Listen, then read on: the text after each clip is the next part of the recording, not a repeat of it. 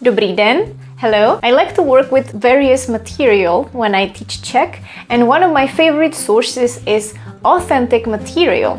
When Czech Stories Are Never Better is a unique course where you will learn natural Czech language, mostly colloquial, but you will also learn about the Czech culture. In the past, I created a course with the same name and it was well received by the learners, so I decided to make part 2. In this course, you will find another set of 15 stories from this book. Each story is an engaging narration of a real-life event or a conversation that took place in Prague. It happened at a bar, a gym, at a doctor, or a mall. So, how are you going to learn? In each episode, I am going to introduce the story. I'll tell you where it takes place, who is in the story, and I will say that both in Czech and in English. Then I'll read it out loud. You will see the subtitles as well as I read the story. Sedím si takhle v kavárně. Od vedlejšího stolu neustále pokukuje fešný muž. On the screen I will display the text and translate it part by part. Sedím. Sedět means to sit. Then we will move on to this board where I will explain interesting vocabulary and grammar. Christina is sitting and enjoying herself at a cafe. And afterwards, you can read the story along with me to get extra practice on pronunciation or understanding. If you want to make sure that you've understood well, you can also do a little quiz which will be at the end of each episode.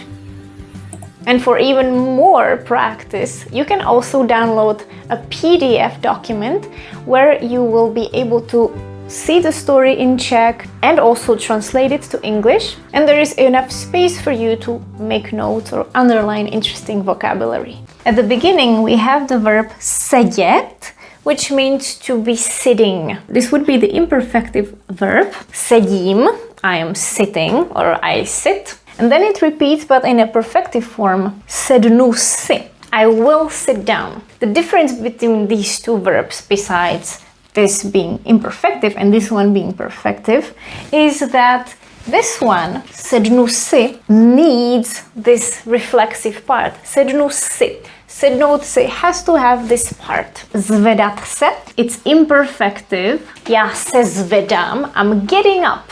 To be getting up. The verb držet has several meanings, and in this story it means to hold something. Like this would be to hold a marker. Držím fixu.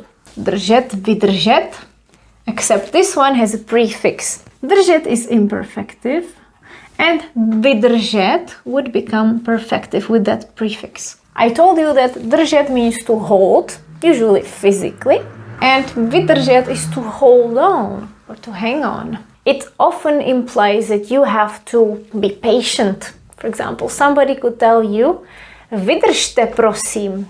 Hang on a moment. Zabrat se is perfective verb because it refers to the future when you conjugate it. Za is a prefix and the verb itself is brát with an accent. Brát. Brát means to take. Zabrat is when you are taken by this activity. You could remember it this way.